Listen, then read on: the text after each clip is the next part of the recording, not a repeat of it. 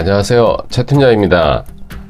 오늘 영상은 상거래나 또는 민사채권이 이제 판결문이 있어서 또는 공정증서가 있을 경우에 채무자의 통장이나 또 부동산 기타 채무자의 재산에 대해서 압류를 했을 경우에 채권자가 본인 이외에 다른 채권자도 같이 이렇게 압류를 가 들어오는 경우가 있습니다. 그러면 예를 들어서 본인 이외에 다른 채권자 A, B, C 즉 본인 포함해서 한 4명 정도가 채권자가 압류를 동시에 이렇게 들어오는 경우가 있습니다. 자, 이럴 경우에는 이제 채권 압류가 어떻게 이제 진행이 되고 돈은 어떻게 받을 수가 있는지에 대해서 간략하게 알아보도록 해보겠습니다. 자, 일단 민사채권 또는 상거래 채권 분야를 불문하고 일단 압류를 하려 그러면은 판결문이 있어야 되겠죠. 특히 이제 민사채권도 판결문이 있어야 되겠고, 또 아니면은 판결문이 없다 그러면은 금전소비대차 계약에 의한 공정증서 또는 약속어음에 의한 공정증서 이런 공정증서가 있어야 압류를 할 수가 있습니다. 그냥 단순히 차용증이라든가 지불각서라든가 이런 서류를 가지고서는 압류 행위를 이제 할 수가 없죠. 그죠? 그렇기 때문에 이제 재판을 통해서 판결문을 획득을 해서 집행문을 발부를 받아서 이제 압류를 진행을 하는 절차를 밟아야 됩니다. 자, 그러면 결론적으로 이제 채무자의 이제 재산, 예를 들어서 은행 통장을 A라는 은행을 통장을 압류를 했어요. 채권자 한 분이 그래서 채권자를 압류를 했는데 나중에 이제 알고 봤더니 조회를 해보니까 통장에 A라는 은행의 통장에 다른 채권자 본인 이외에 다른 채권자 3명이 각각 다른 금액으로 압류가 같이 들어와야 있었다고 이렇게 알려왔습니다. 여기서는 이제 은행은 제3채무자가 되는 거죠. 자, 이랬을 경우에는 이제 돈을 어떻게 찾는가?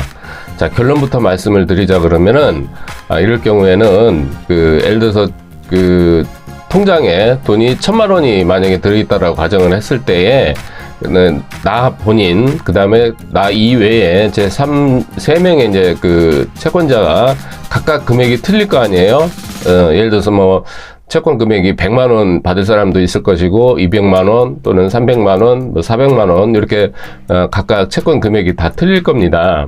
자, 이럴 경우에는 채무자의 통장에 돈이 1,000만 원이 만약에 들어있다라고 가정을 했을 때에는 채권자의 금액의 비율로 금액이 100만 원이냐 200만 원이냐 300만 원이냐 400만 원이냐에 따라서 금액 비율로 안분배당을 하게 됩니다. 안분배당을 하게 돼서 결국에는 이제 속된 말로 1,000만 원을 이리저리 나누는 거죠. 금액 비율로 해서 나누게 됩니다. 그렇기 때문에 만약에 채권 금액이 크다든가 또는 그렇게 됐을 경우에는 다른 채권자들이 많이 압류가 들어오게 된다 그러면은 결국에는 금액을 나누기 때문에 정해져 있는 채무자의 통장에 들어져 있는 금액을 나누는 상황이 되다 보니까 다 변제를 못 받는 경우가 생깁니다. 이럴 경우에는. 자, 그리고 은행을 만약에 이제 통장을 압류를 했을 경우에는 은행에서 나누어서 각각 채권자에게 주지를 이렇게 나눠준다든가 이런 행위를 하지를 않고 법원에 공탁을 하게 됩니다.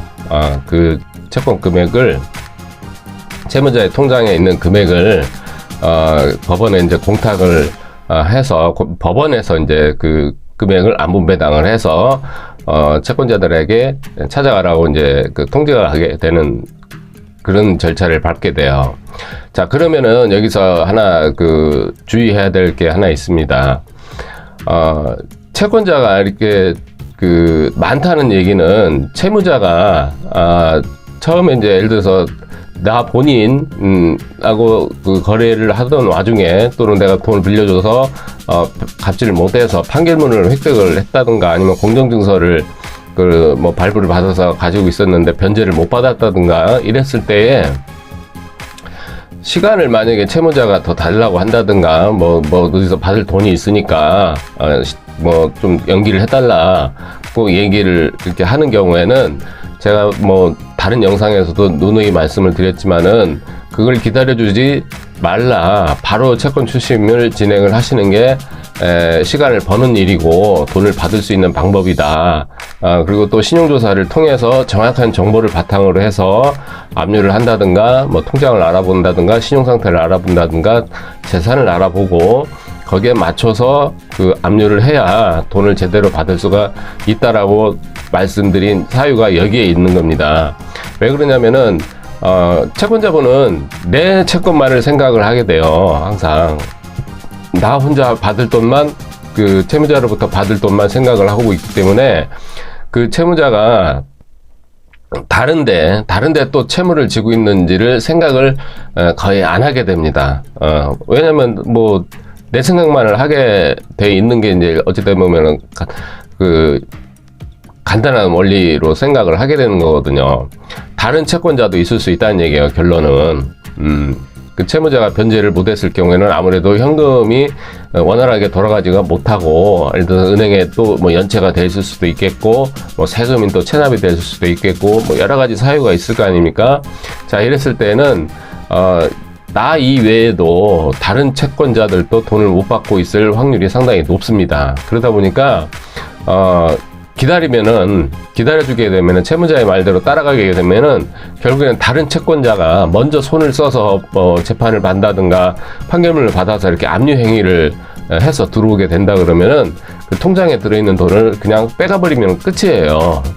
그러면은 결국에는 나중에 이렇게 기다려준 채권자가 가져가질 돈이 남아있지가 않는 겁니다. 그렇기 때문에 그 채무자가 변제 기일에 변제를 하지 못하는 상황이 됐을 경우에는 뭐 채무자에 이제 변제를 하겠다고 얘기하는 게 항상 그렇습니다. 뭐 시간 조금만 더 달라, 내일 당장 어디서 돈이 나온다, 뭐 일주일만 기다려 달라, 이러다 보면 이제 자꾸 채권자는 끌려가는 거거든요. 그럴 필요가 없다는 얘기예요. 그럴 필요가 없이 판결문이 있다, 뭐 그렇게 또는 원인 서류가 뭐 공정증서다 이랬을 경우에는 지체하지 마시고 그 신용정보사나 이런 그 채권 추심 기관에다가 정확히 의뢰를 하셔서 채무자의 상태가 지금 어떤지, 신용 불량인지, 거래하는 은행은 또 어디인지, 또 재산은 또 어디에 있는지 정확히 알아보고 나서 그런 조사 결과를 바탕으로 해서 압류 행위를 신속하게 진행을 해서 돈을, 쉽게 말씀드리면은 그 채무자로부터 이제 강제적으로 집행을 해서 가져오는 거지 않습니까? 그런 행위를 해서 돈을 집행을 해서 가져와야 되는 거지, 그런 행위를 하지를 않으면은 채무자 입장에서 봤을 때는 자기가 돈이 여유가 없을 때에는 우선순위를 정해서 돈을 지출을 하게 돼 있습니다. 쉽게 말씀드려서 채권자가 2명이 있다고 가정을 했을 때에 한 사람은 압류가 들어오는 채권자고 한 사람은 그냥 구두상으로 연기만 해놓고 있다고 한번 가정을 해보세요. 어느 사람의 그 돈을 갚겠는가? 압류가 들어오는 사람 급한 돈부터 갚게 돼 있는 겁니다.